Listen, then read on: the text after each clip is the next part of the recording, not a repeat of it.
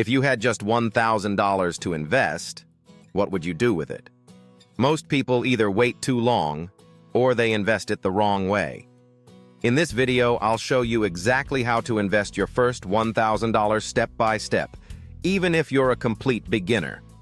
Let's start with the biggest mistake. Don't try to get rich quick. Your first $1,000 is about building momentum, not hitting a jackpot. You want to invest with the odds in your favor. This is vitally important. Step 1. Build a small safety net. Before investing, make sure you have at least a little emergency buffer, so you're not forced to sell your investments early. Step 2. Open a simple investment account. Use a beginner-friendly brokerage like Fidelity, Vanguard, or Robinhood. Keep it simple. You don't need anything complicated. Step 3. Invest in what already works. Instead of picking random stocks, start with an S&P 500 index fund. This gives you instant diversification across hundreds of top companies. Historically, this strategy beats most investors over time. Step 4. Use a simple allocation. Here's a beginner-friendly example for your first $1,000.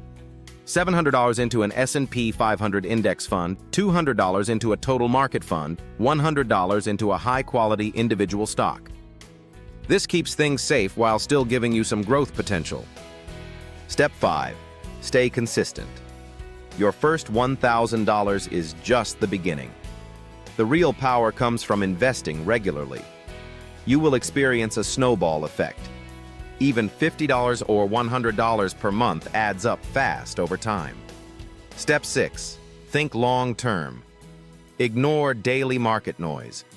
Wealth is built over months and years, not days. If you stay patient, your money can grow far beyond what you expect.